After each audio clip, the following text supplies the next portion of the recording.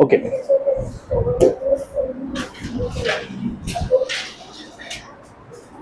Determinants chapter चल रहा है या हमने इनिशियली क्या पढ़ा था डिटर्मिनेंट्स का कि हम डिटर्मिनेंट्स होता क्या है, ऑब्वियसली एक ऑपरेशन और मैट्रिक्स होता है. देन वी स्टडीड कि ऑर्डर ऑफ डिटर्मिनेंट क्या होता है, याद है order of determinant. Then we found out that determinant को एक्सपैंड कैसे करते हैं, मतलब कैलकुलेट कैसे करते हैं. 2 order and 3 order both. 3 order में हम along all the rows कर सकते हैं, along all the columns कर सकते हैं. Which one do we prefer? जिसमें सबसे ज़्यादा 0, ठीक है, उससे ईजी हो जाता है.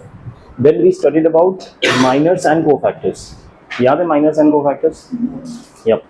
Then we realized that अगर हम minors cofactors यूज़ करके डिटर्मिनेंट एक्सपैंड करें तो हम बस एलिमेंट को कॉरस्पॉन्डिंग कोफैक्टर से मल्टीप्लाई करके अगर ऐड कर दे किसी भी रो या किसी भी पर्टिकुलर कॉलम का तो भी हमें डिटर्मिनेंट वैल्यू मिल जाता है. बेसिकली इसी फॉर्मूला को रीअरेंज करके लिख लिया, नथिंग न्यू, नो कोई नया फॉर्मूला नहीं. उसके बाद we went into properties. Properties of determinants याद है. फर्स्ट प्रॉपर्टी क्या था, प्रॉपर्टी 1 ट्रांसपोज, कि अगर आप ट्रांसपोज करते हैं so property is not transpose, property says if you transpose the value of determinant doesn't change.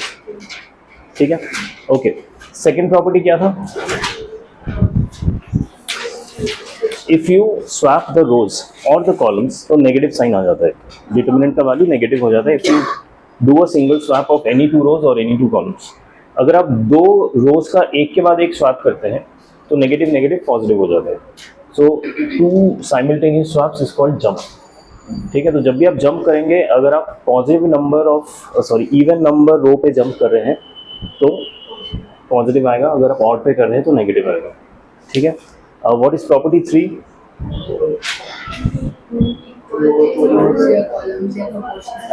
Yes, कोई भी 2 रो अगर एग्जैक्टली सेम हो या 2 कॉलम्स एग्जैक्टली सेम हो तो आंसर 0 आएगा.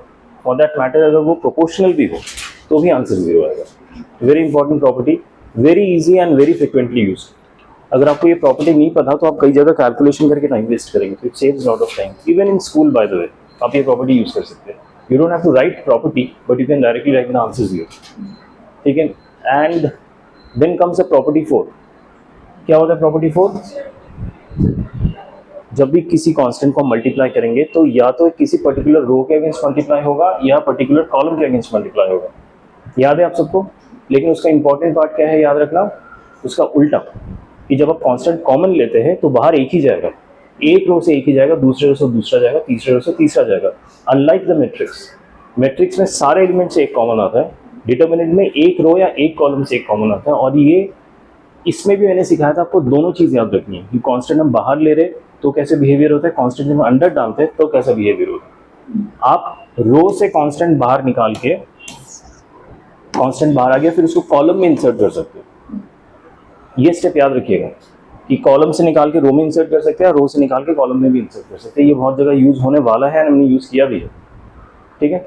Then property 5, the big one, multiplying a constant then adding और subtracting to any other row doesn't change the value of determinant. ये हमने यूज किया था लास्ट क्लास में, इसके हमने बहुत सारे क्वेश्चंस किए थे. प्रॉबेबली अभी भी वही कर रहे, उसी के बीच में ही कहीं पे, राइट. सारे क्वेश्चंस खत्म नहीं हुए थे. 2 मैंने होमवर्क करने को दिया था, आप लोगों ने किया हुआ? सबने नहीं किया, मैं गेसिंग. चेक पॉइंट दिया था, किया? सारे हो गए चेक पॉइंट्स? ठीक है, फाइन. कोई डाउट हो तो पूछ लेना मुझसे. अभी के लिए हम आगे बढ़ते हैं, जहाँ पे हमने क्लास रोका था उससे आगे बढ़ते हैं और देखते हैं कि वो भी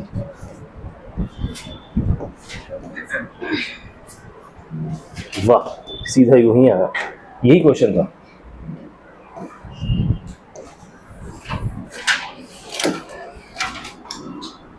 देखिए, प्रॉपर्टी 5 करते टाइम हमने कुछ टेक्निक्स भी सीखे थे.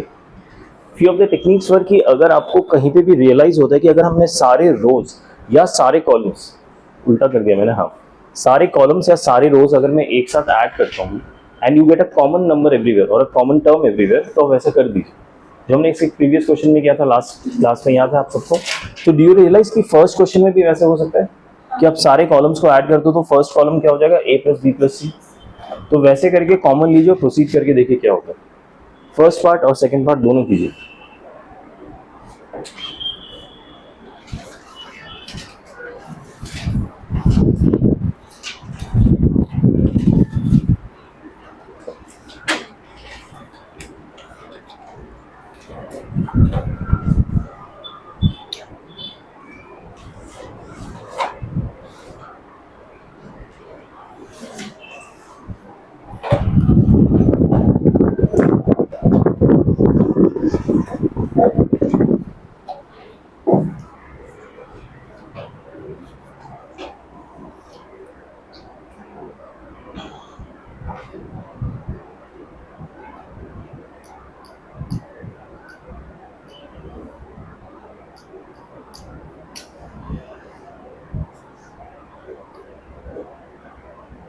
फर्स्ट पार्ट में क्या करना है,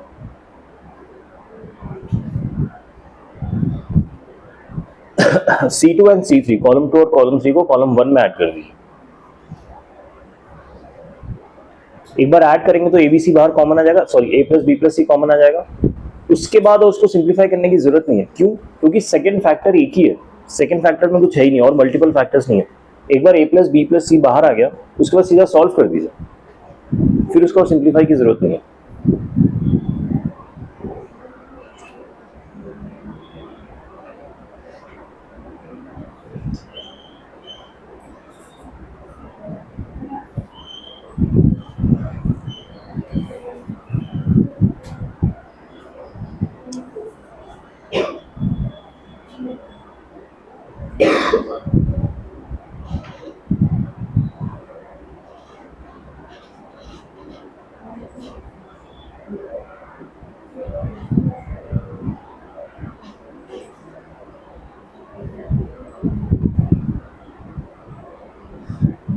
हो गया फर्स्ट, सेकंड? जिनका फर्स्ट हो गया सेकंड ट्राई कीजिए, और अगर बता सकते मुझे तो बताइए उसमें फर्स्ट स्टेप क्या होगा क्वेश्चन पार्ट बी में।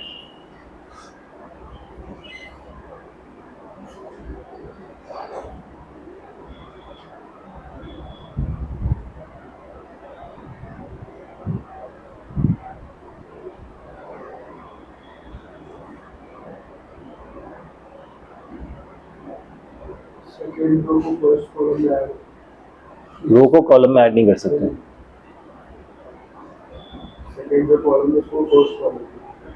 सेकंड कॉलम को फर्स्ट कॉलम में, तो क्या होगा,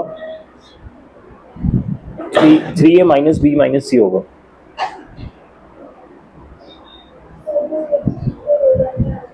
हाँ,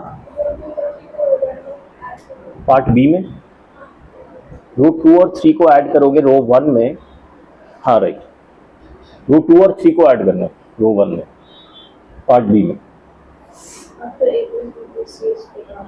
यस, पार्ट 1 की बात करो राइट, या पार्ट 2 की? यस, पार्ट 1 सबका हो गया क्या, ए पार्ट? उससे तो डाउट नहीं किसी को? ओके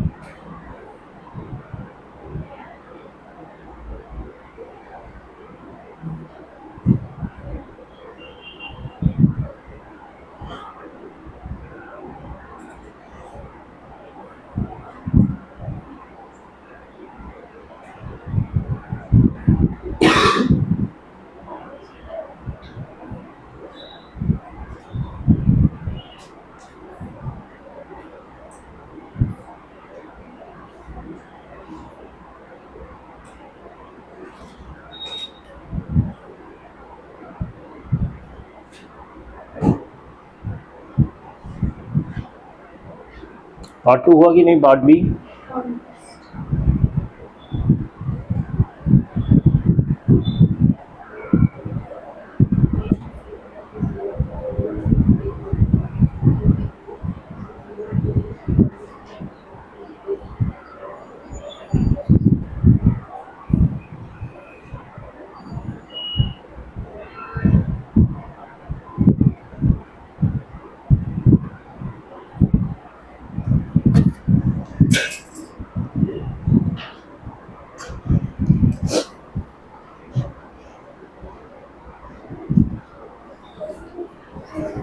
कोई उम्मीद है पार्ट बी होगा खत्म, या मैं कर दूं?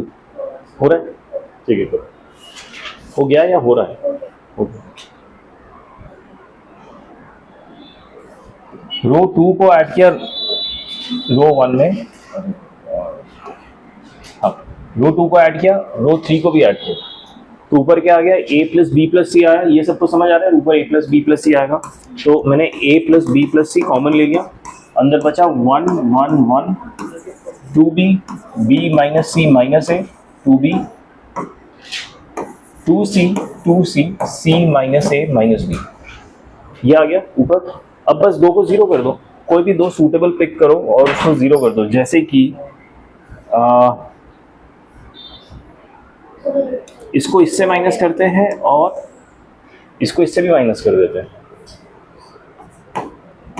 a plus B plus C 1 2b 2c, ये हो जाएगा 0 माइनस 2b किया तो क्या हो जाएगा, b माइनस b हो जाएगा, तो minus a plus B plus C हो जाएगा, राइट। पहले स्टेप में रो 1 को रो 2 को रो 1 में ऐड किया, रो 3 को रो 1 में ऐड किया, तो सारे a plus B plus C हो गए, ये भी a plus B plus C हो गया, ये भी a plus B, is it? हाँ इट इज, यस। ठीक है, पहले स्टेप में ओ किया और उसको बाहर कॉमन लिया तो 1 1 1 रह गया, इसको इधर ऐड किया तो ये हो गया 4c।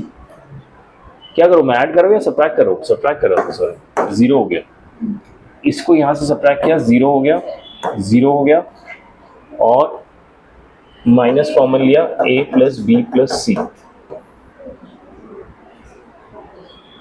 ठीक है, समझ आया?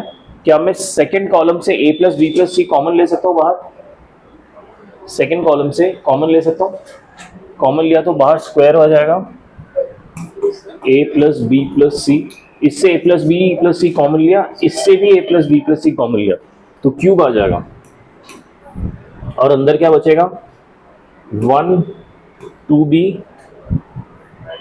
2c 0 minus 1 0 1 second 0 0 minus 1। हाँ बोलो। इसमें हमने माइनस कैसे करा? क्योंकि वो b minus c minus a इस minus b minus c minus a, b minus 2b,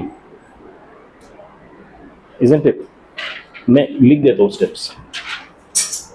column 2 becomes column 2 minus column 1, right? Also column 3 becomes column 3 minus column 1। ठीक है, तो ये क्यूब बाहर आया, ये अंदर रह गया, इसको एक्सपैंड करेंगे 1 आ जाएगा। ठीक है, दिस एक्सपेंशन इज 1, तो आंसर ही आ जाएगा। Got it everyone? ठीक है, ठंडा, आगे बढ़े।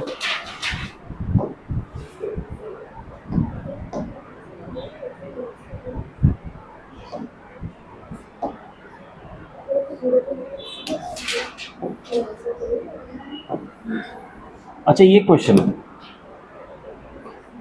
Will you give it a shot? Question बहुत ही स्ट्रेट फॉरवर्ड है, रेयरली ऐसे स्ट्रेट फॉरवर्ड क्वेश्चंस होते हैं मेंस में। ये एक मैट्रिक्स गिवन है, सॉरी डिटरमिनेंट्स गिवन है, उसको जीरो प्रूव करना है विदाउट एक्सपैंडिंग। एक्सपैंड नहीं कर सकते, प्रॉब्ली कर सकते, लास्ट स्टेप में थोड़ा एक्सपैंड तो करना ही पड़ेगा, ठीक है, बट प्रॉब्ली इसमें करने की जरूरत नहीं, क्योंकि जीरो होगा मतलब दो रो या तो सेम हो जाएंगे या दो कॉलम सेम हो जाएंगे, समथिंग लगता है, या प्रोपोर्शनल हो जाएगा। ठीक है, तो आप एक बार करके देखिए। ये बोल सकते हो इसमें प्रॉपर्टी 4 लगेगा। प्रॉपर्टी 4 याद है आपको क्या होता है? कांस्टेंट मल्टीप्लाई होता है, तो किसी एक रो या किसी कॉलम के अगेंस्ट होता है, कांस्टेंट आप निकाल भी सकते हैं। या ये वाला मैं कर दूं, अगला वाला आप करेंगे, ये वाला कर दूं? ट्राई करना कीजिए।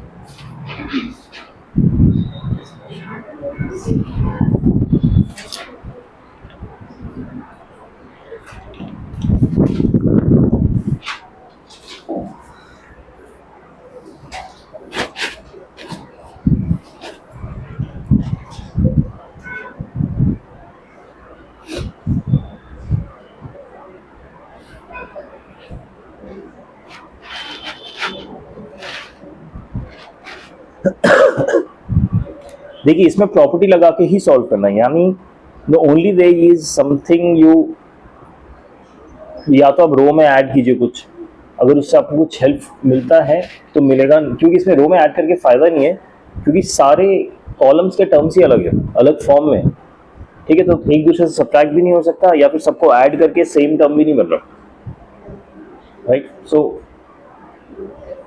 इसलिए कांस्टेंट प्ले पे आता है।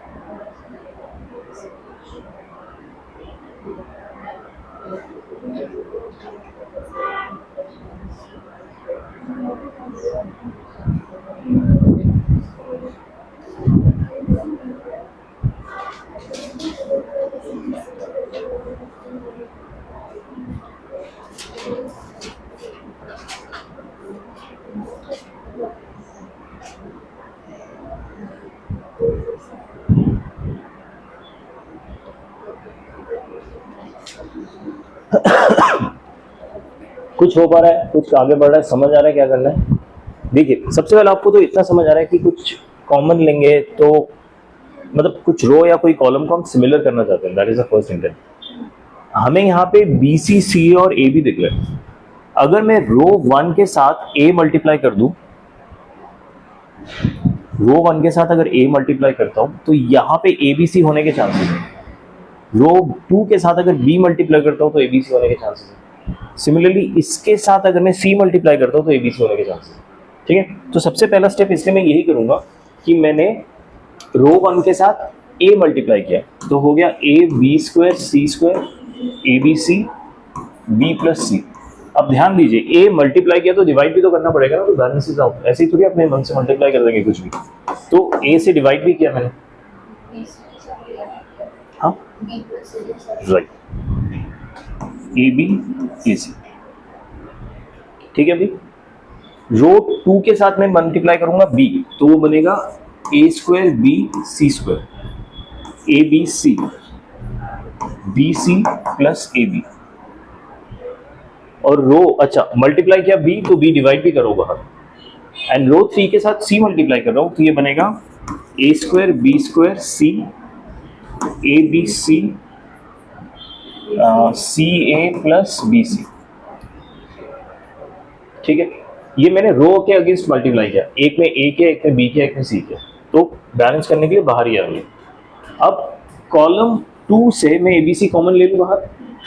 अगर कॉलम 2 से मैंने ए बी सी कॉमन ले लिया तो कॉलम 2 में क्या बचेगा, डू यू एग्री? अच्छा, डू यू गाइस रियलाइज कि मैं कॉलम 1 से भी ए बी सी बाहर ले सकता हूँ? You can see that right, column 1 से भी ए बी सी बाहर ले सकता हूँ। इससे अगर ए बी सी बाहर लिया तो क्या बचेगा, बी सी, बी सी इसको मैं लिख देता हूँ बी सी, इसका एक ए बी सी बाहर, इस मतलब अच्छा पूरे कॉलम से ए बी सी बाहर आएगा, इससे ए बी सी बाहर आया तो बी सी बचा, इससे ए बी सी बाहर आएगा तो क्या बचेगा, और अगले वाले से ए बी सी बाहर आएगा तो, और ए बी सी एक बाहर आ गया, पहली एक ए बी सी बैठा हुआ था और एक और ए बी सी पूरा बाहर आ गया तो ए बी सी स्क्वायर हो जाएगा बाहर, ये स्टेप समझ आया? अब आप एक और चीज़ ध्यान दीजिए, क्या मैं कॉलम 3 को कॉलम 1 में ऐड कर सकता हूँ?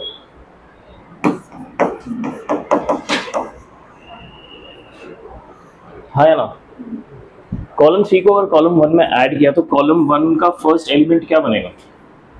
BC plus AB plus AC, AC plus AB plus BC, AB plus BC plus CA। क्या वो तीनों सेम हो गए? ये स्टेप करने के बाद कॉलम 1 के तीनों elements AB plus BC plus CA बन जाएंगे। इसमें डाउट है किसी को या समझ ही नहीं आ रहा? ABC क्यों? नहीं, एक कॉलम से एक ही ABC बाहर है। से पहले हमने सेकंड कॉलम से निकाला तो ABC सिंगल बाहर आया और सारे एलिमेंट से ABC बाहर आ गई। फिर मैंने फर्स्ट कॉलम से ABC निकाला तो पूरे कॉलम से सिंगल ABC बाहर आया और AB BC AC AB रह गया। तो फिर वो सिर्फ ABC होना चाहिए। तो पहले हमने मिडिल कॉलम से और वो ABC और पहले वाला जो 1/a है वो कैंसिल हो ट्रू, ABC नहीं बचेगी। इसलिए तो AB स्क्वायर अपॉन ABC है ना। तो लो, इज दैट ओके ना? ओके। अब कॉलम 1 प्लस कॉलम 1 को मैं कॉलम 3 को मैं कॉलम 1 में ऐड कर दूं तो column 1 becomes column 1 plus column 3। तो ये सब मिलके AB plus BC plus CA हो जाएगा। अब वो AB plus BC plus CA को बाहर निकाल सकता हूँ कॉमन लेके, तो AB plus BC plus CA बाहर आ गया। यहाँ क्या बचेगा?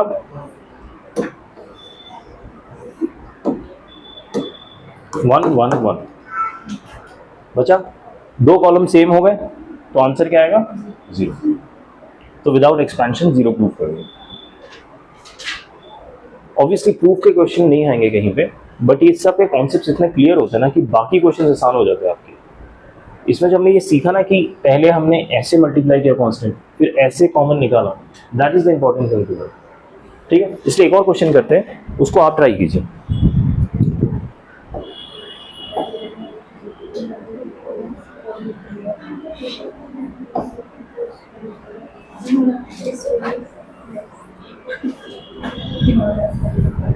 नहीं, ये आप नहीं कर पाएंगे क्योंकि इसमें एक और नया चीज़ है, एक नया टेक्निक है। जैसे ये प्रीवियस क्वेश्चन का एक टेक्निक था, इसमें भी एक टेक्निक है, लेकिन एक स्टैंडर्ड टेक्निक है।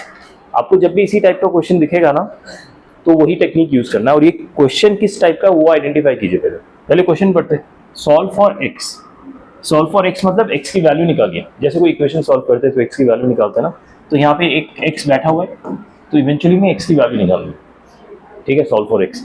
अब इस क्वेश्चन को आइडेंटिफाई कैसे करना ना, इसमें किसी भी दो कॉरस्पॉन्डिंग रोज एंड कॉलम्स को पिक कीजिए। कॉरस्पॉन्डिंग मतलब अगर आप फर्स्ट रो को देख रहे हैं तो फर्स्ट कॉलम को भी एक साथ ऑब्जर्व कीजिए। क्या आपको फर्स्ट रो में और फर्स्ट कॉलम में ए कॉमन दिख रहा है? ए कॉमन दिख रहा होगा, right? AC AB AB AC। लेकिन यहाँ पे ना एग्जैक्टली ए कॉमन नहीं, यहाँ पे एक ए स्क्वायर है और एक एक्स बैठा है। इंटरसेक्शन में दोनों रोज एंड कॉलम्स के ए कॉमन नहीं दिखेगा आपको, बट ए का एक टर्म दिख रहा है बस। सिमिलरली सेकेंड रो और सेकेंड कॉलम में देखिए B AB AB BC, यहाँ पे B स्क्वायर प्लस एक्स है, राइट? तो इसमें B square plus x common दिख रहा है, ओ सॉरी B कॉमन दिख रहा है, बट यहाँ पे B नहीं है, एग्जैक्ट B नहीं है, B स्क्वायर प्लस एक्स है। Similarly third row and third column में आपको C कॉमन दिख जाएगा, लेकिन इस वाले इंटरसेक्शन टर्म में C नहीं है, एग्जैक्ट C नहीं है, C स्क्वायर प्लस एक्स है। चलेगा, कोई दिक्कत नहीं है। ऐसे क्वेश्चंस में जहां पे आपको रोज एंड कॉलम्स में सिमिलर कुछ कॉमन टर्म्स दिख जाए, मतलब कुछ कॉमन निकालना पड़ेगा, भले ही उसके इंटरसेक्शन में वो कॉमन ना बैठा। ठीक है, ये इसका प्रोसेस रहता है। और फिर स्टैंडर्ड स्टेप, रो से कॉमन लिया तो कॉलम में मल्टीप्लाई कर दो, समझ आया? या फिर कॉलम से कॉमन लिया तो रो में मल्टीप्लाई कर दो। तो मैं क्या करूंगा, फर्स्ट रो से ए कॉमन ले लेता हूँ। ए कॉमन लिया तो क्या बचेगा अंदर, देखिए इससे मैंने ए कॉमन लिया तो ये बचेगा a प्लस एक्स अपॉन ए हो जाएगा। ये समझ आ रहा है एक्स अपॉन ए क्यों होगा? ठीक है, अगला हो जाएगा b, अगला हो जाएगा c। Is that clear? Second row से मैं b कॉमन ले रहा हूं तो ये होगा a b plus X upon b, ये हो जाएगा b plus X upon b, और ये हो जाएगा c। थर्ड रो से मैं c कॉमन ले रहा हूं तो ये हो जाएगा a B C plus X upon C, ये टोटल 0 के बराबर है। ये स्टेप समझ आया? सारे रो से जो अवेलेबल ऑप्शंस थे उससे मैंने ए बी सी कॉमन ले लिया, ठीक है। अब रो से कॉमन लिया तो मल्टीप्लाई किसमें करेंगे? कॉलम में।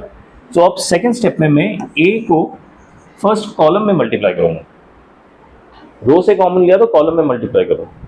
फर्स्ट कॉलम में अगर मल्टीप्लाई किया तो पहला एलिमेंट क्या होगा? वापिस ए स्क्वायर प्लस एक्स हो गया, देखिए पहला एलिमेंट।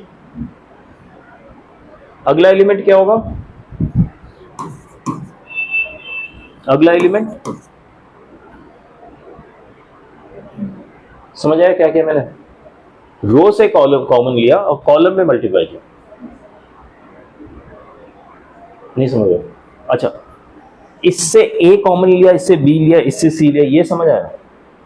ठीक है। अभी कोई मेरे पास एक मान लीजिए ये छोड़ दीजिए, एक डिटर्मिनेंट है 1 2 3 4, बाहर मैंने 10 लिखा हुआ है, एक कांस्टेंट है। क्या मैं इस 10 को अगेंस्ट द कॉलम मल्टीप्लाई कर सकता हूँ? Against any column. तो 10 को मल्टीप्लाई किया तो क्या हो जाएगा? ये 10 हो जाएगा, ये 30 हो जाएगा, बट ये 2 और 4 ऐसे ही रह जाएंगे। दैट्स व्हाई मल्टीप्लाई कांस्टेंट है। अगेंस्ट द रो भी कर सकते हैं, अगेंस्ट द कॉलम भी कर सकते हैं, but take only one row या one column, whichever you like. So I thought of multiplying this constant. बाहर एक ए कांस्टेंट बैठा है, उसको मैंने फर्स्ट कॉलम से मल्टीप्लाई कर दिया। अगेन ये स्टैंडर्ड स्टेप है, रो से कॉमन लीजिए, कॉलम में मल्टीप्लाई कीजिए। प्रीवियस क्वेश्चन में भी यही किया था हमने। बी को मैंने सेकेंड कॉलम में मल्टीप्लाई कर दिया।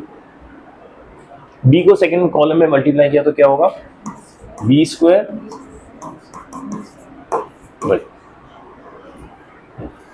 इसमें डाउट है? स्टेप्स तो समझ आ रहे थे। सी को किस में मल्टीप्लाई करूंगा?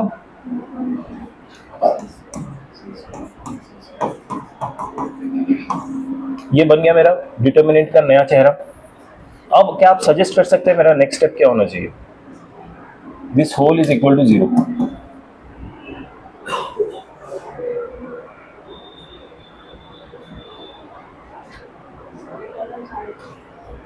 कॉलम्स ऐड करके क्या होगा?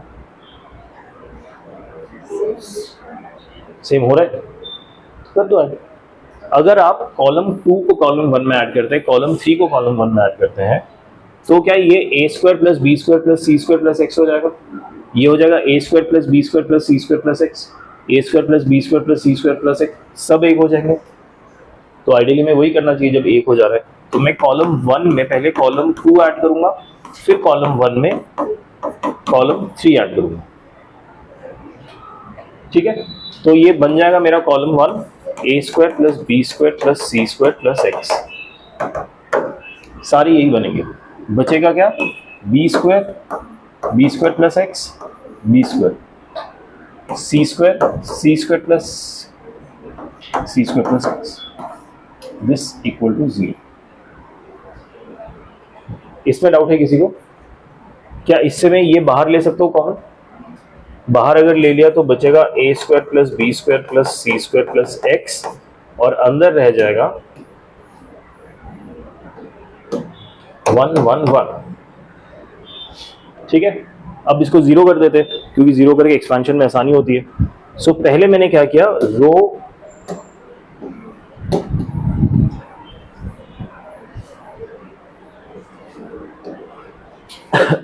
रो 1 को रो 2 में सब्ट्रैक्ट किया, मतलब row 2 becomes row 2 minus row 1, so that ये 0 हो जाए।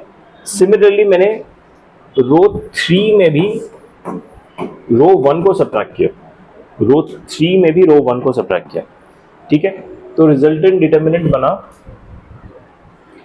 1 बी स्क्वायर सी स्क्वायर, तो वैसे ही रहा, ये हो गया 0, बी स्क्वायर माइनस किया तो एक्स बचा, सी स्क्वायर माइनस किया तो 0 बचा। 1 से 1 माइनस किया 0, बी स्क्वायर माइनस किया 0, सी स्क्वायर माइनस किया X, this whole thing is equal to 0, ठीक है। और बाहर ये फैक्टर तो बचा ही नहीं।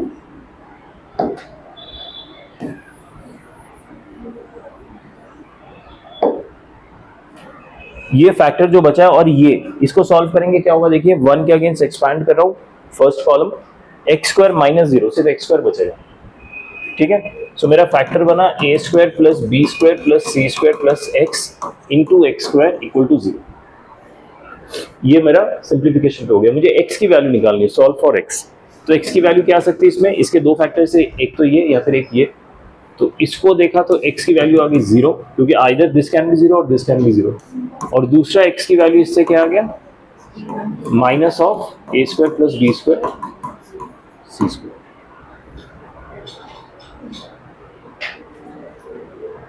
दो वैल्यूज आ गए x के। डाउट है किसी को इसमें? समझ आए स्टेप्स?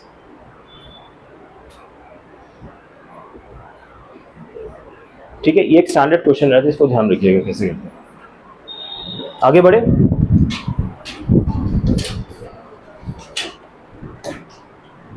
ओके, प्रॉपर्टी 6 खत्म अपेरेंटली। अब है प्रॉपर्टी 7। प्रॉपर्टी 7 एक इजी प्रॉपर्टी, लेकिन इतना यूज नहीं होता। क्यों इतना यूज नहीं होता? क्योंकि प्रॉपर्टी 6, प्रॉपर्टी 5, 4 इतने स्ट्रॉन्ग है ना कि प्रॉपर्टी 7 तक की जरूरत ही नहीं पड़ती, वहां तक आता ही नहीं है। Plus hardly even I use it, क्योंकि जरूरत ही नहीं पड़ती। ठीक है, इस प्रॉपर्टी को फैक्टर थ्योरम भी कहते हैं, प्रॉपर्टी 7 को। ठीक है, और इसको वो समझाने के लिए मैं आपको सीधा एग्जांपल से समझा दूं कि इसका मतलब क्या होता है।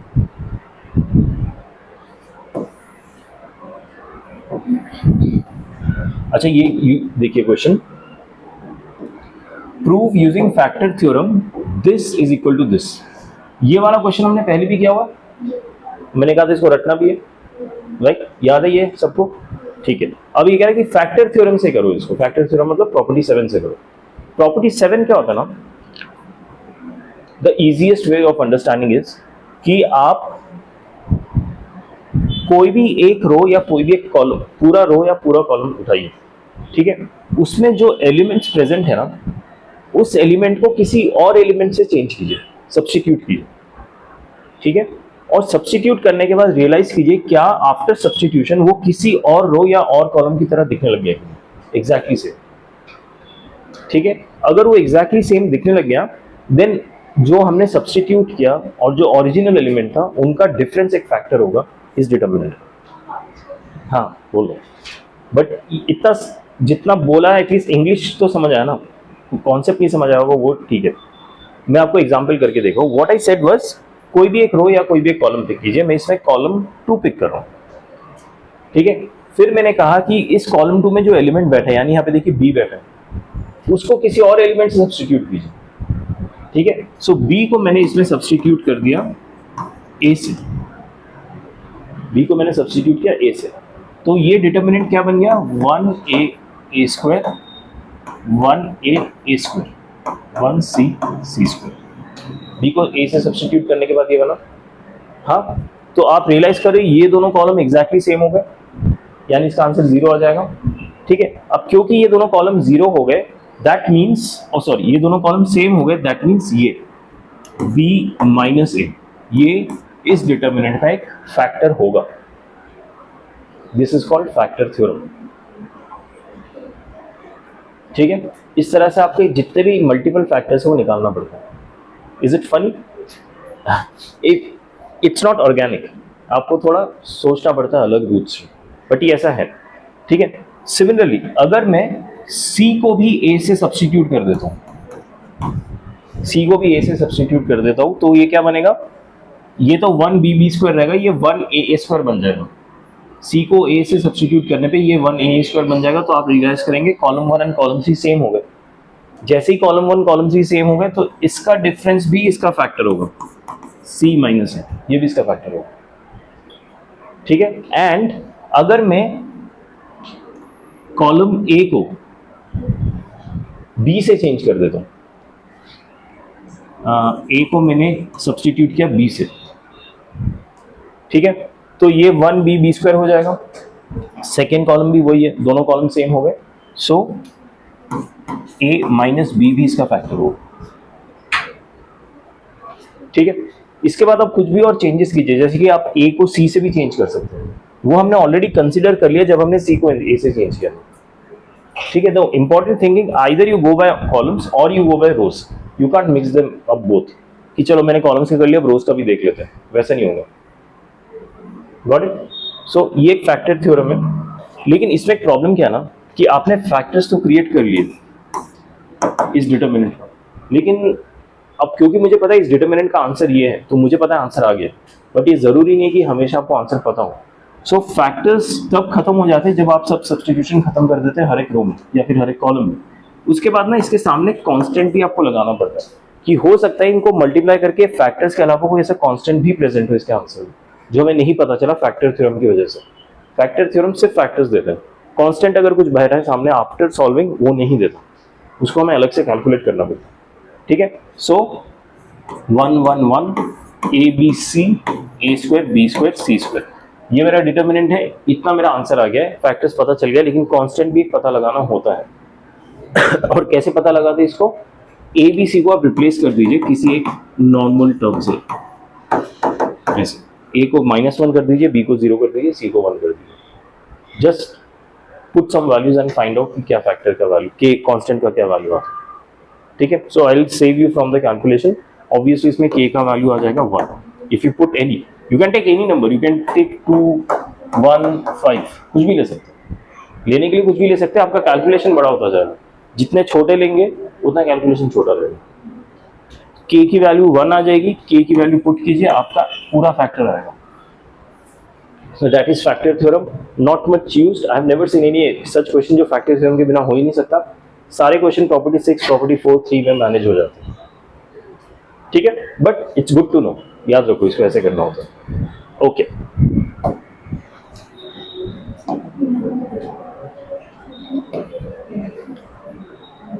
सी these are some standard determinants. The best case scenario की अगर आप सब याद कर लो इसके रिजल्ट्स कि इस, अच्छा आपको पता है ये हमने अभी पढ़ा है जो रटवाया था ये, लेकिन कॉलम फॉर्म है, मतलब उसका ट्रांसपोज है ये। ठीक है, ट्रांसपोज आएगा तो डिटर्मिनेंट वैल्यू सेम ही रहेगा, उसको ध्यान नहीं, ऐसा नहीं कि मेरा तो ऐसे लंबा सीखा था ये तो हॉरिजॉन्टल आ गया, अब क्या होगा इसका आंसर, सेम ही रहेगा, जस्ट ट्रांसपोज है। ठीक है, तो इस तरह से अगर आप इनको याद कर सकते हैं, इट्स गुड टू नो।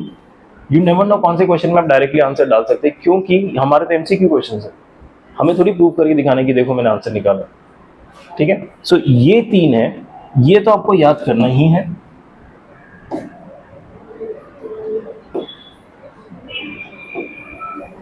और उसमें ये 2 और है, इन 2 में ये वाला भी आपको याद करना है। ये भी क्वेश्चन हमने किया अभी, ABC BCA CAB सारे ऐड कर दिए थे हमने कॉलम में। ठीक है, ये अलग फॉर्म में आंसर है, it is a non factorised form answer, but इसको याद कीजिए, -a³ -b³ -c³ + 3abc। ठीक है, ये 2 याद रखिए, बाकी गुड टू नो, अगर आप याद रख सकते तो अच्छी बात है।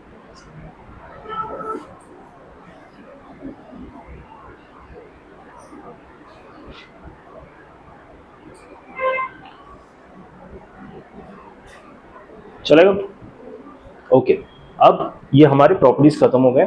Now will get into the next section. Next 2 section बहुत ही आसान है आप लोगों के लिए, क्योंकि आपने मैट्रिक्स में उस टाइप की चीजें ऑलरेडी, अच्छा ये मैक्सिमम मिनिमम, अच्छा ये किया नहीं हुआ आपने, लेकिन ये भी आसान है और इस पे क्वेश्चन आते हैं बाय द वे, इसलिए ये टॉपिक रखा गया है क्योंकि इस पे डायरेक्ट क्वेश्चन आते हैं। क्वेश्चन ऐसा रहता है कि आपको ना कुछ सेट ऑफ नंबर्स दिए जाते हैं 0 1 2, ठीक है, या 0 1 2 3, और बोला जाएगा कि इन्हीं नंबर्स को यूज करके एक 3x3 या 2x2 मैट्रिक्स बनाइए, और उस मैट्रिक्स को सॉल्व करके जो मैक्सिमम डिटर्मिनेंट वैल्यू आएगा वो बताइए, और मिनिमम जो डिटर्मिनेंट वैल्यू आएगा वो बताइए। समझ आए क्वेश्चन कैसा रहेगा? आपको कुछ सेट ऑफ नंबर्स दिए जाएंगे, आपको बताया जाएगा 3x3 मैट्रिक्स बनाइए, और वैसे मैट्रिक्स बनाइए जिसका मैक्सिमम वैल्यू और मिनिमम वैल्यू हो, इन्हीं नंबर्स को यूज करके। आप रिपीट भी कर सकते हैं, एक्सक्लूड भी कर सकते हैं, ये नहीं है कि तीनों को यूज करना ही है, आप सिर्फ 0 0 0 भी यूज कर सकते हैं। ठीक है, ये ऐसा सिनेरियो होता है। इसको सॉल्व कैसे करते हैं वो मैं आपको डायरेक्टली अगेन एग्जांपल से समझाता हूं।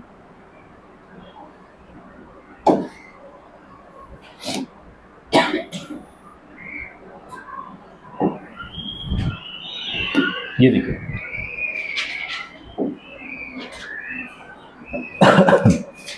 The minimum value of 3x3 determinant whose elements belong to 0 1 2 3 is।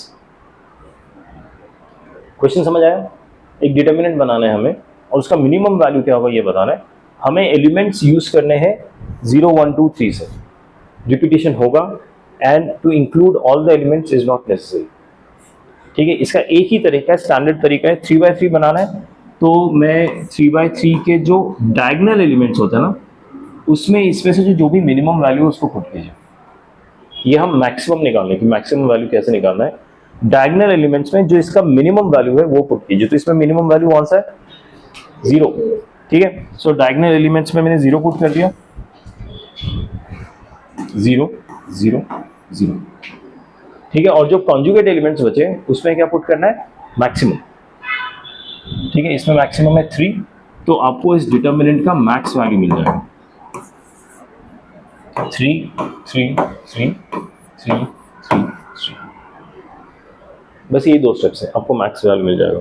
Diagonal elements में मिनिमम वैल्यू डाल दीजिए जो भी गिवन एलिमेंट्स है, और कॉन्जुगेट में मैक्स डाल दीजिए, तो आपका मैक्सिमम वैल्यू हो जाएगा। आई थिंक इसको सॉल्व करेंगे तो क्या आएगा, आई डोंट नो, हाँ बताओ, coming to that. Maximum value आ गया, आई थिंक इसको सॉल्व करेंगे तो 54 आएगा, देख लेते, ठीक है। तो 54 मेरा क्या हो गया, मैक्स वैल्यू। मिन वैल्यू कैसे होता है, इसी का ही नेगेटिव, मैक्स को नेगेटिव कर दीजिए तो उसका मिन आ जाएगा, ठीक है। सो अगर आपको मिनिमम डिटर्मिनेंट वैल्यू निकालना है तो आप निकालिए मैक्स और उसका नेगेटिव कर दीजिए, ठीक है। सो इसका आंसर होगा -54।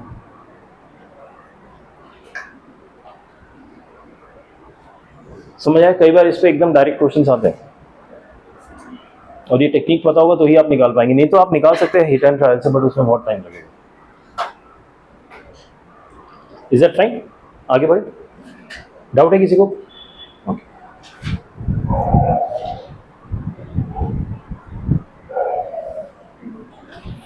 Okay, product of determinants. आप लोगों को प्रोडक्ट ऑफ मैट्रिक्स याद है क्या, आता है कैसे करते प्रोडक्ट ऑफ मैट्रिक्स, कैसे? हाँ, फर्स्ट रो उठाते हो, फर्स्ट कॉलम से बेसिकली इस रो को उठाते हैं और इस कॉलम से मल्टीप्लाई कर देते हैं, राइट। फिर फर्स्ट रो उठाते हैं, सेकंड कॉलम से करते हैं, फिर फर्स्ट रो उठाते हैं, थर्ड कॉलम से करते हैं, फिर सेकंड रो उठाते हैं, फर्स्ट कॉलम से करते हैं, इस तरह से। याद है सबको मैट्रिक्स मल्टीप्लिकेशन? एग्जैक्टली सेम होता है डिटर्मिनेंट मल्टीप्लिकेशन, ठीक है। बट उस तरीके के अलावा अलग भी तरीके होते हैं, वो अलग तरीके क्या होते हैं वो मैं आपको बता देता हूं। हमने जब मैट्रिक्स किया था तो फर्स्ट रो को फर्स्ट कॉलम से किया था, राइट। डिटर्मिनेंट में आप फर्स्ट रो को फर्स्ट रो से भी कर सकते, ठीक है। फर्स्ट रो को फर्स्ट रो से किया तो मेरा पहला एलिमेंट आ जाएगा, फर्स्ट रो को सेकंड रो से किया तो दूसरा आ जाएगा, फर्स्ट रो को थर्ड रो से किया तो तीसरा आ जाएगा, फिर सेकंड रो को फर्स्ट रो से किया तो ये आ जाएगा, फिर ये आ जाएगा, फिर ये आ जाएगा।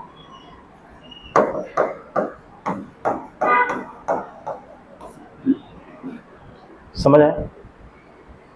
That's an extra step. हाँ हाँ, फर्स्ट रो को फर्स्ट रो से किया, फर्स्ट रो को सेकंड रो से किया, मतलब इसमें कोई कॉलम का प्ले नहीं है।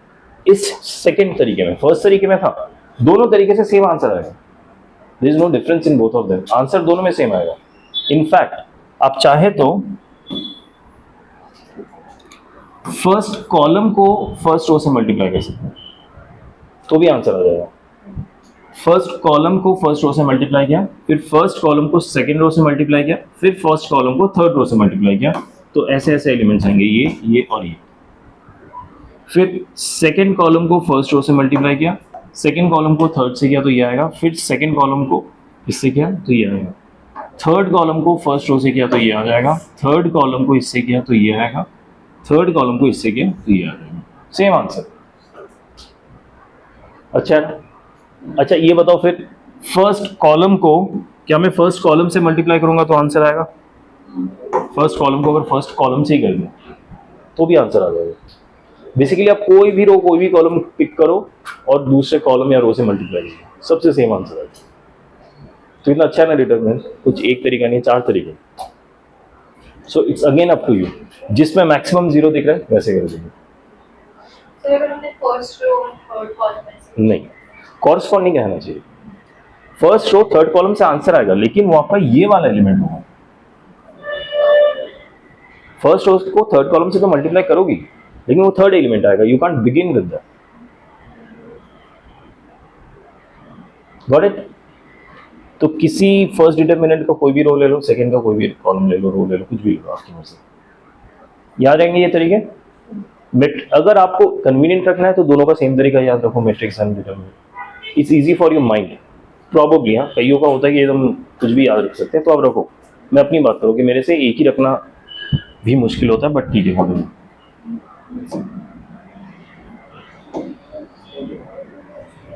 ओह, खत्म हो गया प्रोडक्ट ऑफ डिटर्मिनेंट्स।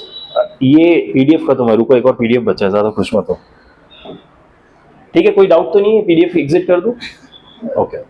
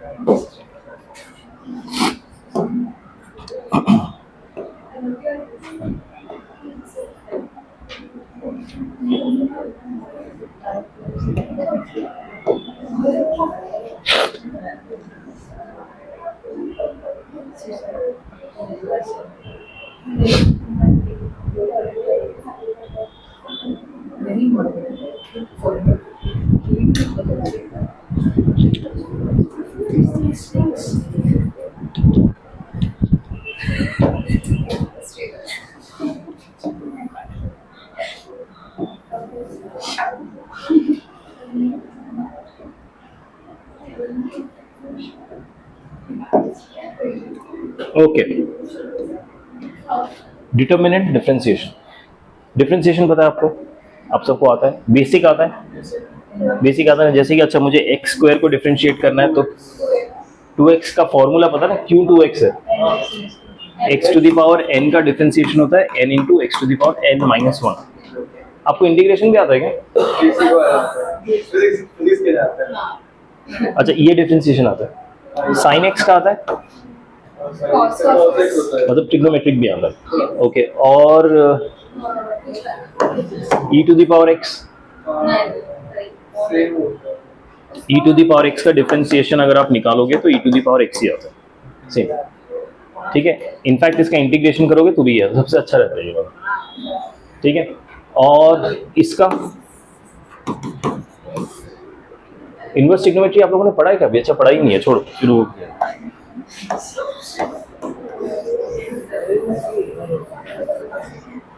ठीक है, ओके। अब डिटर्मिनेंट इंपॉर्टेंट टॉपिक है, छोटा सा टॉपिक है, लेकिन कई क्वेश्चन में अगर आपको डिफरेंशिएशन आता है ना, आसानी से हो जाएगा। ठीक है, ये जरूरी नहीं कि उन क्वेश्चंस को डिफरेंशिएशन से करना ही है, लेकिन मैं स्ट्रांगली सजेस्ट करूंगा जो उसमें लिखा नहीं होगा कि डिफरेंशिएशन से करो, वो आप जज करना है कि डिफरेंशिएशन से कर दूंगा या कर दूंगी तो बहुत फास्ट होगा। ठीक है, वो क्वेश्चंस मैं आपको दिखा दूं, बट पहले डिफरेंशिएशन करते कैसे डिटर्मिनेंट्स का वो देखिए। मान लीजिए कि ये मेरा, अच्छा इन्होंने ना बहुत बड़ा सा लिखा, मैं थोड़ा छोटा करके दिखाता हूँ आपको। एंड आपको ये पता ना, अगर मैं x का डिफरेंशिएशन लिखता हूँ तो मुझको x डैश भी लिख सकता हूँ। x dash represent differentiation of this, यानी d अपॉन dx को हम x डैश से भी रिप्रेजेंट करते हैं। तो मैं सीधा डैश करके लिखूंगा, फिर छोटी स्पेस लगती है, दैट्स इट। ठीक है, उसका मतलब है कि यहाँ पे डिफरेंशिएशन करना है। तो अगर मेरे पास एक एलिमेंट है, सॉरी डिटर्मिनेंट है a b c x y z p q r, ये डिटर्मिनेंट है, और इस पूरे का मुझे डिफरेंशिएशन करना है, पूरे का। ठीक है, तो इसका आंसर होगा, कोई भी एक रो पिक कीजिए या फिर कोई एक कॉलम पिक कीजिए, यू डिसाइड, रो पिक करना है कॉलम पिक करना है, अप टू यू। ठीक है, मैंने अपने कन्वीनियंस के लिए रो 1 पिक किया। ठीक है, तो मैं पहले रो 1 को डिफरेंशिएट कर दूंगा, a dash b dash c dash. a dash b dash c dash क्या है? a का डिफरेंशिएशन a डैश है, मतलब अगर a डैश की वैल्यू x स्क्वायर है तो यहाँ पे 2x आ जाएगा। ठीक है, सो a dash means differentiation of a। अगले दो सेम रहेंगे, अगले दो में कुछ चेंज नहीं करना। ठीक है, बट ये डिफरेंशिएशन का एंड नहीं है। इसके बाद मुझे प्लस करके एक और ये ना सारे डिटर्मिनेंट्स होंगे, नॉट मैट्रिक्स। इसके बाद एक और डिटर्मिनेंट ऐड करना होगा। इस बार मैं रो 1 को टच नहीं करूंगा, उसको ऐसे ही रख दूंगा। रो 2 को डिफरेंशिएट कर दूंगा, x dash y dash z dash. और रो 3 को टच नहीं करूंगा, ठीक है। और इसके बाद थर्ड डिटर्मिनेंट ऐड करूंगा जहां पे रो 1 अनटच्ड है, रो 2 अनटच्ड है, लेकिन रो 3 का डिफरेंशिएटेड वैल्यू लिखो, डेरिवेटिव लिखो। So that's how you differentiate a determinant. ये मैंने रो वाइज किया, आप कॉलम वाइज भी कर सकते हो कि पहले मैंने फर्स्ट कॉलम का डिफरेंशिएशन लिख दिया यहाँ पे, बाकी दोनों कॉलम को अनटच रखा, फिर अगले डिटर्मिनेंट जो ऐड करो, फर्स्ट कॉलम अनटच रहेगा, सेकंड को डेरिवेटिव लिख रहा हूँ, थर्ड को अनटच रखता हूँ, फिर एक और डिटर्मिनेंट ऐड करो, फर्स्ट 2 कॉलम अनटच रहेंगे, थर्ड वाला कॉलम डिफरेंशिएट हो जाएगा। That's how you differentiate a determinant. Process समझ आया? एक डिटर्मिनेंट के 3 डिटर्मिनेंट क्रिएट हो जाएंगे, एक में first row, second row, third row अलग अलग करके डिफरेंशिएट हो सकते, ठीक है। Okay, now let's see its uses.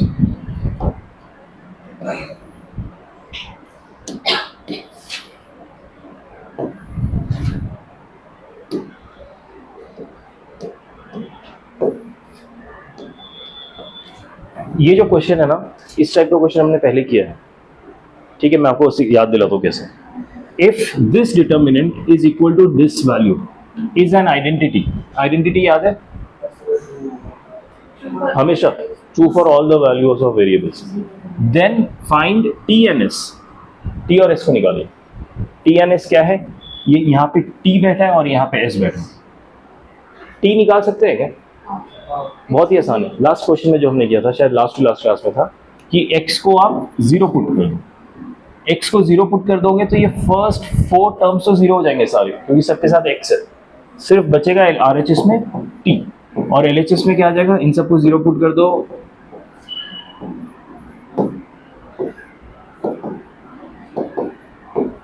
ये आ जाएगा। ओ इज दिस, ये स्क्यू सिमेट्रिक है, स्क्यू सिमेट्रिक है ना, सब डायगोनल 0 है और ये कॉन्जुगेट एक दूसरे को, सॉरी नेगेटिव एक दूसरे को। आपको पता है कि हमने डिस्कस किया था मैट्रिक्स में, जब ऑड ऑर्डर होता है, इसका ऑर्डर क्या है? 3 है। ऑड ऑर्डर होता है स्क्यू सिमेट्रिक मैट्रिक्स का, उसका डिटर्मिनेंट वैल्यू क्या होता है? 0। तो t 0 आ गया। स्क्यू सिमेट्रिक मैट्रिक्स से मैंने आइडेंटिफाई किया, उसका डिटर्मिनेंट वैल्यू 0 होता है अगर ऑड ऑर्डर है। 3 ऑर्डर, 3/3 है, 1/1 है, 5/5 है, सब 0 होगा, लेकिन 2/2 0 नहीं होगा, आपको कैलकुलेट करना पड़ेगा। लेकिन 2/2 परफेक्ट स्क्वायर होगा। Skew symmetric matrix even orders के लिए परफेक्ट स्क्वायर होता है, ऑड ऑर्डर्स के लिए 0 होता है। इतना ध्यान रखने की जरूरत नहीं, बस ऑड ऑर्डर में 0 होता है, इतना ध्यान रखो, ठीक है। अदरवाइज आप सॉल्व करके देख लो, 1 मिनट एक्स्ट्रा लगेगा और कुछ नहीं, बट गलत मत करना, मेरा बस वो चिंता है, ठीक है। टी तो आ गया, अब एस कैसे आएगा? क्योंकि आप x को 1 पुट करो, x को 2 पुट करो, तो सारे p q r सब रह जाएंगे। 0 पुट करने से सब गायब हो गए थे, t अकेला रह गया था, वो तो मेरा आसान तरीका है। तो अगर मैं डिफरेंशिएट करता हूं LHS RHS दोनों को, RHS को डिफरेंशिएट करते हैं, जो आपको बहुत अच्छी तरह आता है अपेरेंटली, तो ये हो जाएगा, देखो p तो ऐसे ही रहेगा, कांस्टेंट है 4x3, ये हो जाएगा q 3x²। r देखो ये डिफरेंशिएट नहीं होंगे क्योंकि ये कांस्टेंट्स है, तो ये सामने रह जाएंगे, r 2x प्लस s, ये मेरा RHS हो गया। इस डिफरेंशिएशन में डाउट है किसी को?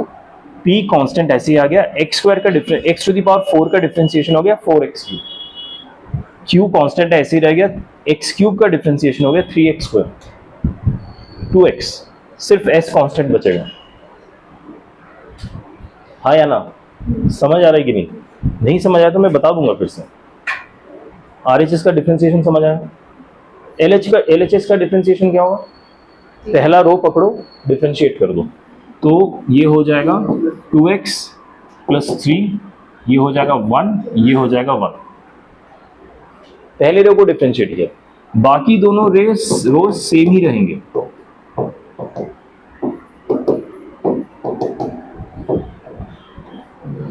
ठीक है, प्लस अब सेकेंड रो को डिफरेंशिएट करो, प्लस अब थर्ड रो को डिफरेंशिएट करो। डिफरेंशिएशन ही थोड़ा टाइम कंज्यूमिंग है और कुछ नहीं, क्योंकि मुश्किल नहीं है, बस लिखना पड़ता है बहुत बार, इसलिए टाइम कंज्यूमिंग है। अब वो वाला अच्छा स्टेप कौन सा कि आपका तो RHS ये है, s के साथ कोई वेरिएबल नहीं है, तो x को फिर 0 पुट कर दो, तो ये सारे गायब हो जाएंगे, सिर्फ s बच जाएगा, राइट। जैसे ही RHS में आपने x को 0 पुट किया, इसमें भी 0 पुट कर दो, सब 0 0, मतलब 0 तो नहीं होंगे, -1 2 1 इस टाइप के आंसर आ जाएंगे। ठीक है, इसका सोल्यूशन दिखाता हूँ आपको।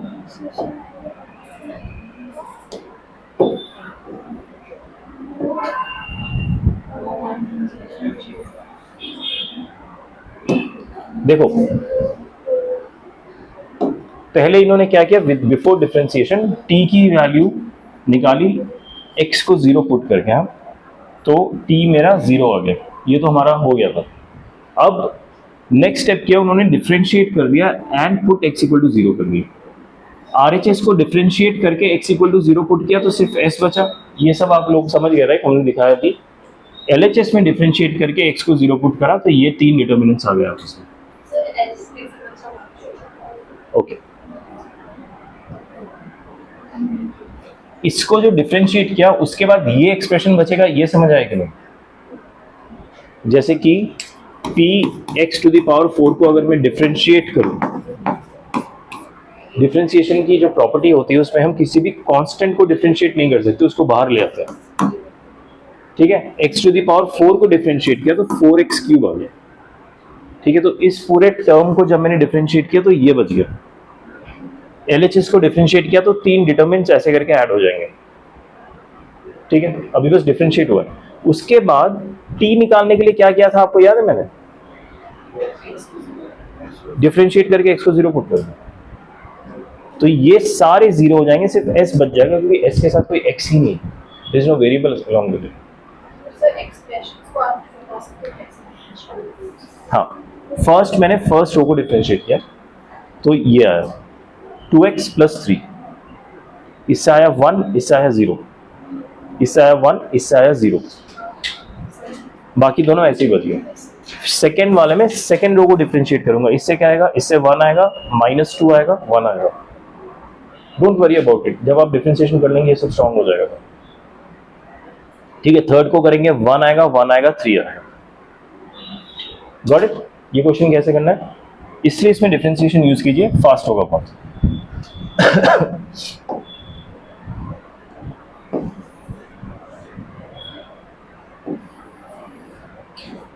ओके, ये क्या क्वेश्चन है, थोड़ा ध्यान से देखिए इसको। अब इस क्वेश्चन में क्या है ना, क्वेश्चन बहुत सिंपल है। उसने कहा है कि द डिटर्मिनेंट, एक डिटर्मिनेंट दे दिया है, is independent of which variable. इस डिटर्मिनेंट में अगर आप ऑब्जर्व करेंगे, ट्रिग्नोमेट्रिक डिटर्मिनेंट है और अल्फा बीटा दोनों एंगल बैठे हैं, राइट। और पूछा गया है कि it is independent of which variable. Basically आप जब डिटर्मिनेंट को सॉल्व करेंगे ना, तो अल्फा या बीटा या दोनों कुछ ना कुछ गायब हो जाएगा, तो जो भी गायब होगा उससे इंडिपेंडेंट आंसर है इसका। मतलब कि कई डिटर्मिनेंट ऐसे भी होते हैं कि यहाँ पे x² है 1 5 0, इसको सॉल्व करेंगे ना तो आंसर में x आएगा ही नहीं। क्या आंसर आएगा? -5, आंसर में x आया। So this determinant is independent of x। भले ही यहाँ पे x प्रेजेंट हो, लेकिन डिटर्मिनेंट सॉल्व करने पे x नहीं आएगा। That means this determinant is independent of x. Similarly, ये जो determinant है, this would be independent of which variable? Alpha, beta या alpha into beta या none of alpha and beta? ये सवाल है। तो जो obvious approach रहता है कि आप solve करके देख लो, ठीक है, but that is again a time consuming approach. आप एक चीज कर सकते हैं कि आप differentiate कर सकते हैं। अच्छा, differentiate करने में क्या होता है कि जब भी आप किसी कांस्टेंट को डिफरेंशिएट करते हैं तो आंसर क्या आता है बता दूंगा। कांस्टेंट नहीं आता, there are 2 ways of looking into it. Depend करता है कि कांस्टेंट किसी वेरिएबल से मल्टीप्लाइड है या कांस्टेंट किसी वेरिएबल में एडेड या subtracted. It depends on that. अगर मैं कांस्टेंट किसी वेरिएबल में मल्टीप्लाइड या डिवाइडेड है और इसको मैं डिफरेंशिएट करूंगा तो सिर्फ कांस्टेंट बच जाएगा, x डिफरेंशिएट होकर 1 बच जाएगा। लेकिन जब कांस्टेंट एडेड या सब्ट्रैक्टेड होता है तो इस x का डिफरेंशिएशन तो 1 आएगा, लेकिन इस k का डिफरेंशिएशन 0 हो जाएगा। ठीक है, so when constant is multiplied तो सिर्फ कांस्टेंट आंसर बच जाता है। जब कांस्टेंट ऐड या सब्ट्रैक्ट होता है तो कांस्टेंट का डिफरेंशिएशन 0 हो जाता है। ठीक है, ये कॉन्सेप्ट पता है सबको? नहीं पता तो अब पता चल गया? ओके। वैसे ही अगर मैं इसको डिफरेंशिएट करता हूं और कोई एक अल्फा या बीटा में से गायब हो जाता है, यू गेटिंग माई पॉइंट? देखो, जब मैं इसको डिफरेंशिएट करता हूं तो के गायब हो गया, दैट मीन्स के इज कांस्टेंट। अगर मैं इसको किसी चीज से डिफरेंशिएट करता हूं और वो चीज गायब हो जाता है, मतलब वो चीज भी एक कांस्टेंट था या फिर था ही नहीं। ठीक है, देखो मुझे तो इतना पता है कि अल्फा बीटा कांस्टेंट तो है नहीं, अल्फा बीटा कोई वेरिएबल ही है। अगर मैं उसको डिफरेंशिएट करने पे आंसर मुझे 0 मिल जाता है, मतलब वो अल्फा या बीटा इसके एक्सपेंशन में था ही नहीं, तभी आंसर 0 मिल गया मुझे। Got it? No? Let me take some other example. जैसे कि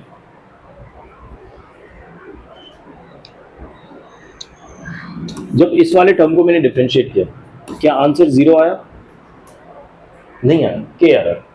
दैट मीन्स ओरिजिनल इसमें कुछ ना कुछ वेरिएबल था, तभी आंसर 0 नहीं आया। लेकिन मान लीजिए यहाँ पे x होता ही नहीं, सिर्फ k होता, ठीक है, और इसको मैं डिफरेंशिएट कर देता, यानी डैश निकाल लेता और आंसर 0 आता।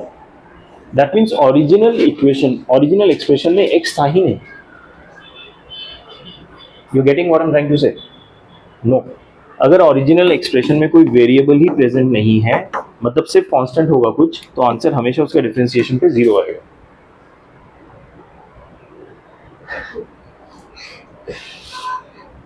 अच्छा, डिफरेंशिएशन पता है आपको ना? जैसे आप बड़े बड़े क्लेम करते हैं, अरे सब पता है, हम ऐसे ही करते थे। Apparently not. ठीक है, नो वरीज, मैं बताता हूँ। नहीं तो ये क्वेश्चन हम डिफरेंशिएशन के बाद भी कर सकते हैं, बट इतनी जरूरी नहीं है, इसमें डिफरेंशिएशन इतना कुछ हार्ड होगा ना। ओके, क्या आप मुझे बता सकते हैं एक्स स्क्वायर का डिफरेंशिएशन क्या है? ओके, 2x स्क्वायर का डिफरेंशिएशन क्या है? 2x का डिफरेंशिएशन क्या है? 2 का डिफरेंशिएशन क्या है?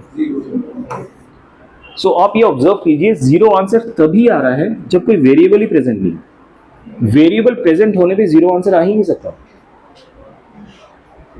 You getting that? ये समझ आया ना?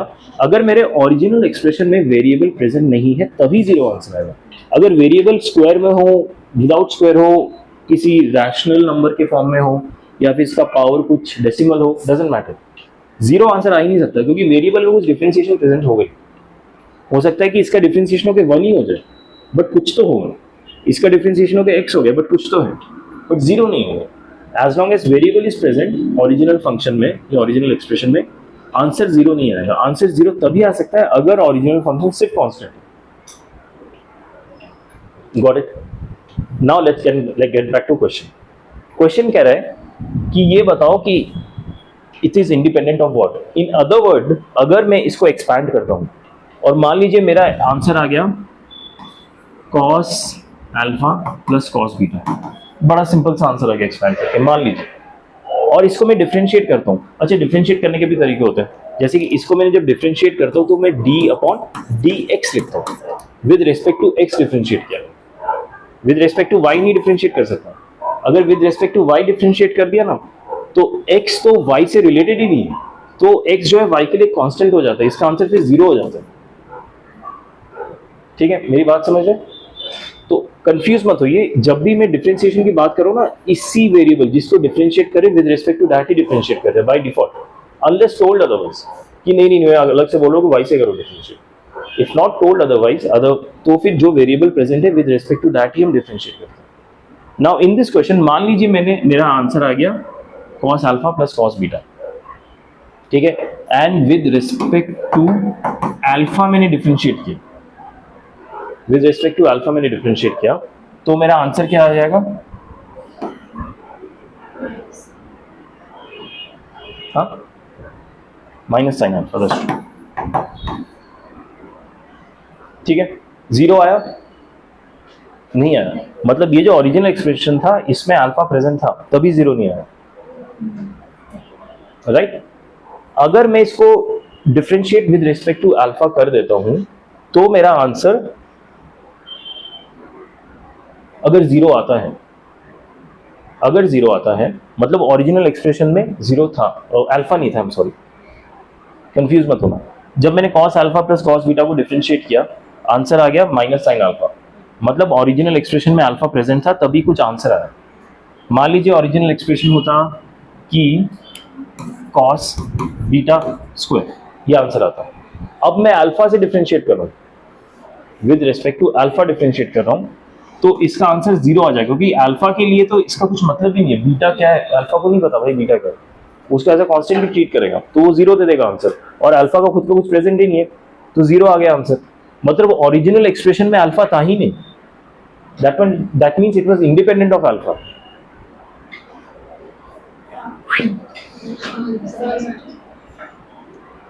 नहीं ओ गॉड। सर हाँ। इन्होंने जो डिटरमिनेंट किया उसमें हर जगह पे दिख रहा है कि अल्फा या फिर बीटा, तो फिर हम कैसे फिगर आउट करेंगे? सॉल्व करके, दैट्स व्हाट माय पॉइंट। इसमें आपने कैसे फिगर आउट किया कि ये इंडिपेंडेंट ऑफ एक्स है? सॉल्व करके ना। मैं वो सॉल्विंग ही बचाने की कोशिश कर रहा हूं। मेरा पॉइंट है आपको सॉल्व करने की जरूरत ही नहीं है।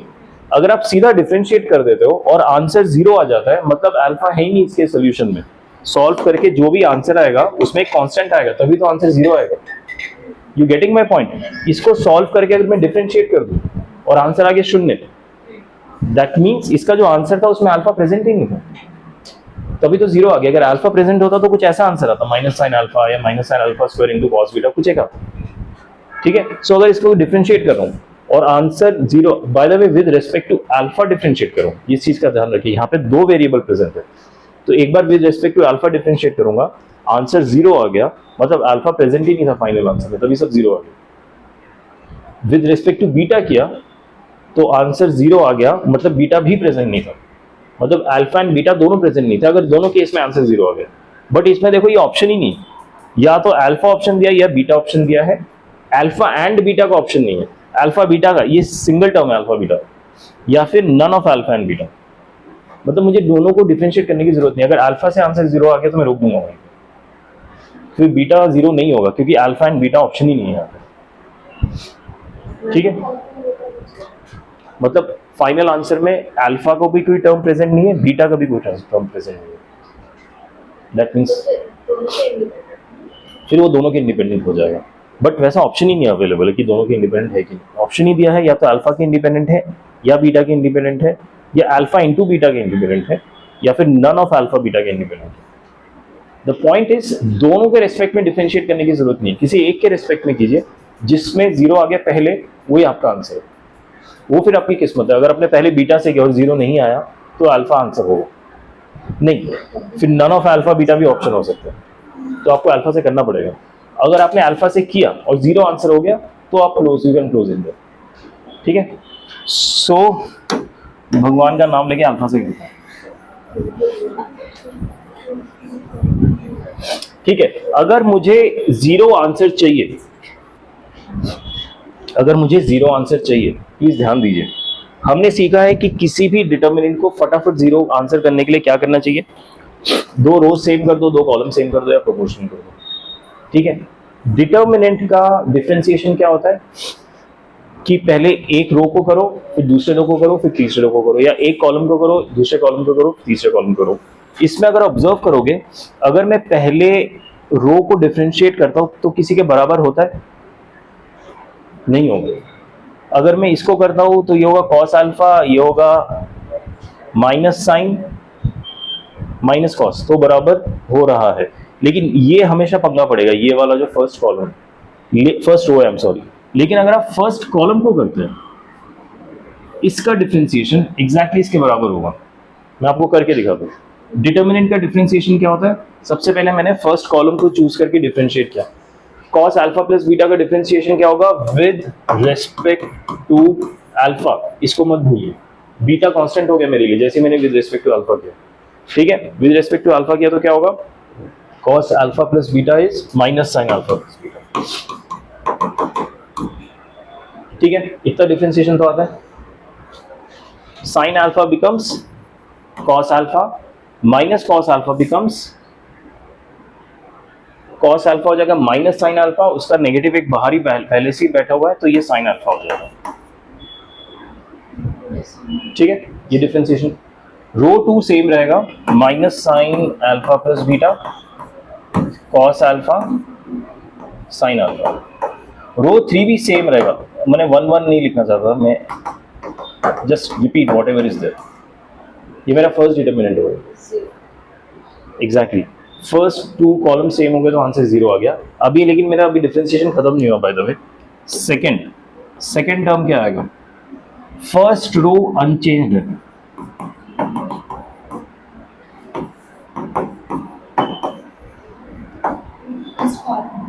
First column is unchange.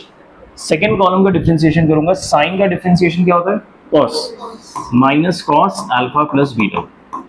Cos का हो जाएगा माइनस साइन अल्फा, साइन का हो जाएगा cos alpha.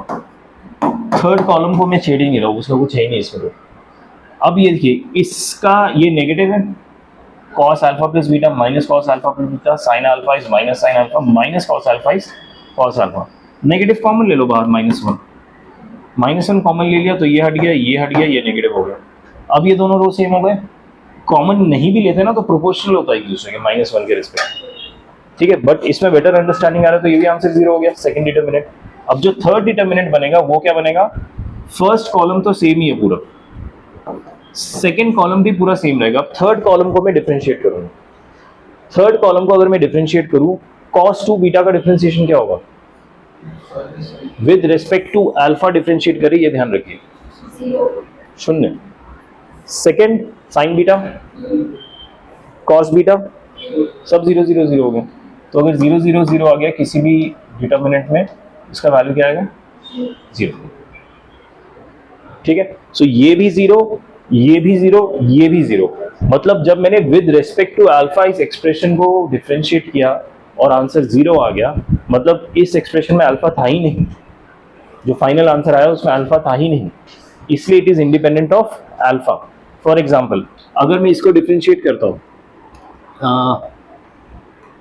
4.2 whole square plus 5, इसको अगर मैं डिफरेंशिएट करूंगा तो आंसर क्या आएगा, पूरा कांस्टेंट ही तो है, मतलब इसमें x था ही नहीं, राइट। अगर मैं इसको डिफरेंशिएट करता हूँ 5x प्लस 6, आंसर क्या आएगा, 5, मतलब 0 आंसर नहीं आया, मतलब इसमें x था। सिमिलरली जब मैंने इसको डिफरेंशिएट किया और आंसर आ गया 0, दैट मीन्स इसको सॉल्व करके जो भी एक्सप्रेशन बनेगा उसमें अल्फा था ही नहीं, तभी 0 आ गया answer, with respect to alpha मैंने डिफरेंशिएट किया था। Got it? अभी के लिए ठीक है, वंस वी स्टडी डिफरेंशिएशन एक बार फिर से करेंगे ये क्वेश्चन, मुझे बस याद दिला देना, ठीक है? क्या नहीं ना, क्योंकि अगर बीटा मान लो 0 हो जाता है तो हमारा आंसर क्या होगा कि अल्फा से तो इंडिपेंडेंट है ही, एंड बीटा से भी इंडिपेंडेंट है, तो अल्फा एंड बीटा दोनों से इंडिपेंडेंट हो जाएगा, वो ऑप्शन ही नहीं है, इसलिए नहीं चेक करना। अगर वो ऑप्शन होता ना अल्फा एंड बीटा, तो मैं बीटा भी चेक करता, just because I don't have the option इसलिए मैं चेक नहीं करूँ, मुझे पता है कि कोई एक ही होगा। बट